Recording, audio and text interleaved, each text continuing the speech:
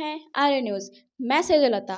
वक्फ bill पर केंद्रीय मंत्री चिराग पासवान का नया बयान। अपने हक के लिए न्याय की मांग करना गलत नहीं है। विपक्ष एक माहौल खड़ा कर रहा है। 2-3 महीने में मुसलमान भाई को पता चल जाएगा कि सही हुआ है कि गलत हुआ है। विपक्ष पिछले 10 सालों से जनता को डराता रहा है। केंद्र सरकार के द्वारा लिए गए कानून से डराता रहा है। जनता समझ चुकी है इन लोगों को, जबकि सभी योजना को गरीबों तक पहुंचाया जा रहा है।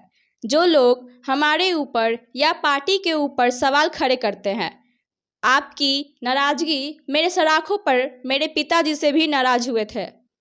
जब 2014 में एनडीए का साथ दिया था, उन्होंने 2005 में अपनी पार्टी को समाप्त कर दिया था। हाँ आइए भैया भैया कैसे हो? और आगे आइए सर, थोड़ा सा आगे। अरे नीचे करो नीचे करो। दोनों सदनों में वो बिल पास हो गया है, क्या कहेंगे? लगातार विरोध किया जा रहा है। देखिए, ये विपक्ष थोड़ा नीचे करो। ठीक है विपक्ष ने हमेशा से जब एनडीए की सरकार कोई भी ऐसे कानून को लेकर आई है या ऐसे बिल लेकर आई है या ऐसे संशोधन लेकर आई है जिसने समाज के गरीब वर्ग को मुख्य धारा के साथ जोड़ने का कार्य किया, विपक्ष ने हमेशा इसको लेकर भ्रम फैलाने का काम किया। फॉल्स नैरेटिव सेट करना, विपक्ष ने हमेशा इस कार्य को करने का काम किया है। जितने भी दल हैं, इन लोगों ने जनता के बीच जाकर भ्रम फैलाना, झूठ बोलना, फॉल्स नैरेटिव सेट करना, निरंतरता में ये काम जितने भी विपक्ष के घटक दल हैं उनके द्वारा किया गया। उदाहरण के तौर पर जब सीएए भी आया था, उस वक्त भी जितने भी विपक्ष के घटक दल हैं उन्होंने सीए को लेकर भ्रम फैलाने का काम किया। जनता के बीच एक आगजनी का माहौल निरंतरता में महीनों तक बना के रखा। उस वक्त भी मैंने सदन के पटल में कहा था कि हाथ कंगन को आरसी किया, आने वाले दिनों में अपने आप पता चल जाएगा कि इससे किसकी नागरिकता गई। सीए एक ऐसा कानून था जहां पे उन देशों में रह रहे अल्पसंख्यक लोगों को नागरिकता देने वाला वो कानून था, और इन्होंने उसको नागरिकता छीनने वाला कानून बताकर अल्पसंख्यक समाज, खास तौर पर मुसलमानों को के बीच जाकर ये भ्रम फैलाया कि अगर सीए आ गया तो आप लोगों की नागरिकता छीन ली जाएगी। लंबे समय तक झूठ बोलने का काम किया। परिणाम स्वरूप देश भर में एक डर भय का माहौल बना रहा। आज मुझे बताइए, कौन से मुसलमान भाई की नागरिकता छीन ली गई? ये उन देशों में रह रहे अल्पसंख्यक समुदाय के लोगों को नागरिकता देने का कानून था जहां पे बहुसंख्यक मुसलमान थे।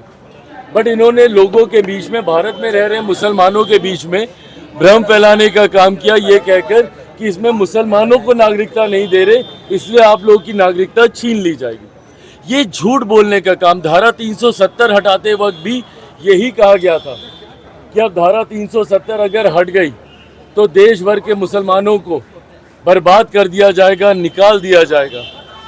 जब राम मंदिर बनने की बात आ रही थी, उस वक्त भी कहा गया था कि अगर राम मंदिर बनेगा तो देश भर के मुसलमानों को निकाल दिया जाएगा। सिर्फ झूठ बोलना, फॉल्स नैरेटिव सेट करना। इस लोकसभा के चुनाव में इन्होंने क्या किया? बार बार ये कह रहे थे कि अगर मोदी सरकार तीसरी बार आ गई तो आरक्षण समाप्त हो जाएगा, लोकतंत्र की हत्या कर दी जाएगी, संविधान समाप्त कर दिया जाएगा। जवाब देना विपक्ष के तमाम घटक दल, किसका आरक्षण छीन लिया गया? कहां का संविधान खत्म कर दिया गया? या फिर किस मुसलमान की नागरिकता छीन ली गई? सिर्फ झूठ बोलकर, डर का माहौल बनाकर आप अपने वोट बैंक को संभाल के रखते हैं। ये सोच गलत है। आज पुनः ये जो संशोधन विधेयक आया है वक्फ को लेकर, पुनः इसमें झूठ बोला जा रहा है कि ये मुसलमानों के हित में नहीं है। मुसलमानों की जमीन को छीनने का ये काम करेगा, जबकि स्पष्ट तौर से कहा गया है कि ये रेट्रोस्पेक्टिव है। इसमें किसी का भी अभी तक जिस भी मुसलमान की जमीन है या उस पे मस्जिद बनी हुई है उसको नहीं लिया जाएगा, उसको नहीं तोड़ा जाएगा। फिर भी उनके बीच जाकर ये भ्रम फैलाया जाएगा। और इसमें ये तक कहा गया है कि अगर कहीं पे विवाद चल रहा है किसी विषय जमीन को लेकर, तो उसमें जो न्यायालय का फैसला आएगा वो सबको मान्य होगा। तो इसमें गलत कहाँ पे कोई कह रहे? अगर किसी सिस्टम में कोई पारदर्शिता लेकर आ रहा है, अगर ट्रांसपेरेंसी अगर एक सिस्टम में लाई जा रही है, तो इसमें गलत क्या है? अगर आप गरीब मुसलमानों को उनका हक देने का काम कर रहे हैं, तो इसमें गलत क्या है? आज की तारीख में कई ऐसे मसले हैं जहां पे मुसलमानों की जमीन का विवाद ही वक्फ बोर्ड के साथ चल रहा है। पर अफसोस की बात यह है कि उनको न्यायालय तक जाने का मौका नहीं दिया जाता था। इसके बाद कम से कम वो न्यायालय जा पाएंगे, अपने हक के लिए न्याय की मांग कर सकेंगे। तो इसमें गलत क्या है?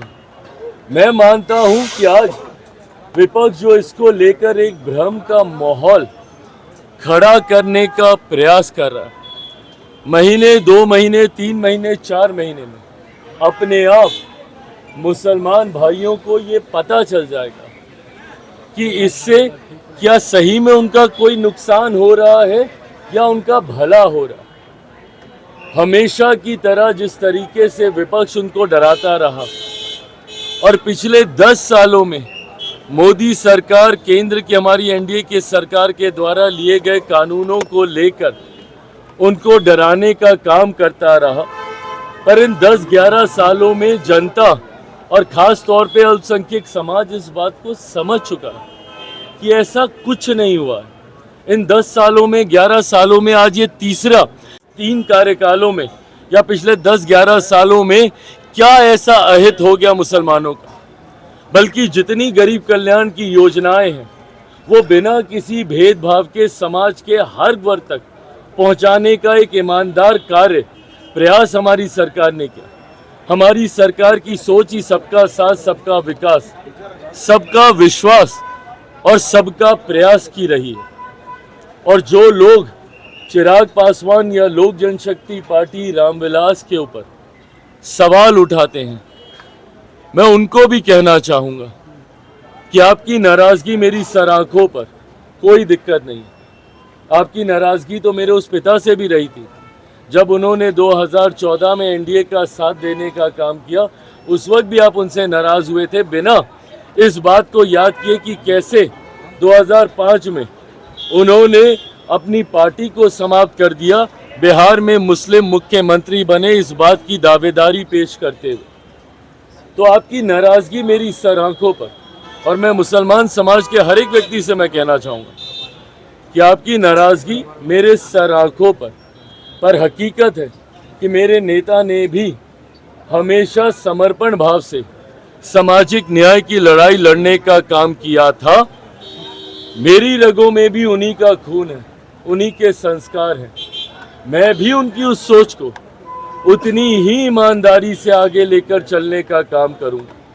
वक्त बताएगा कि चिराग पासवान के द्वारा लिए गए फैसले आपके हक में थे या नहीं थे, पर तब तक अगर आप मुझसे अपनी नाराज़गी भी अगर आप रखेंगे तो बस इतना याद ज़रूर रखिएगा कि चिराग पासवान का समर्पण न सिर्फ उस समाज के प्रति है, अल्पसंख्यक वर्ग के प्रति है, मुसलमानों के प्रति है, बल्कि उससे बड़ा समर्पण मेरे नेता, मेरे पिता आदरणीय रामविलास पासवान जी के विचारों के प्रति है। मेरा कमिटमेंट उनकी आइडियोलॉजी के साथ है और उनकी आइडियोलॉजी सामाजिक न्याय की रही है। और इसके साथ चिराग पासवान ने ना कभी समझौता किया था, ना कभी भविष्य में समझौता करेगा।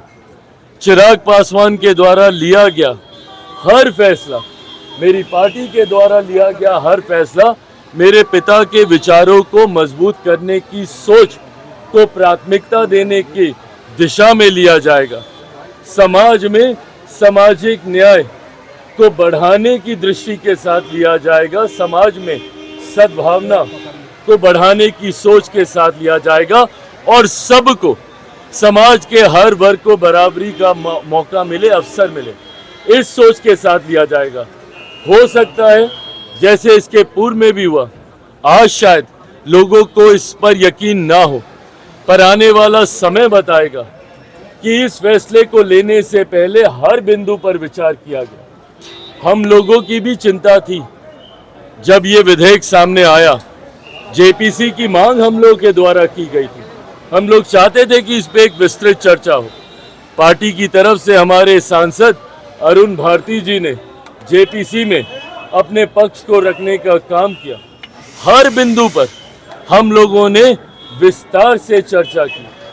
जहाँ पे हम लोग की शंकाएं थी, जहाँ पे हम लोग को इसको लेकर चिंताएं थी, शंकाएं थी, उसको भी हम लोगों ने वहाँ पे रखने का काम किया।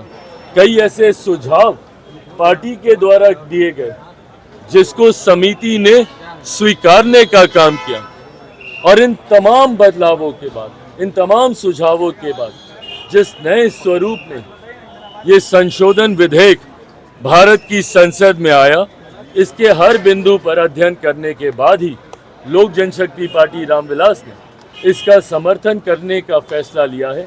मैं मानता हूं कि आने वाले समय में गरीब मुसलमानों के हित में ये विधेयक रहेगा और समय इसको साबित भी करेगा।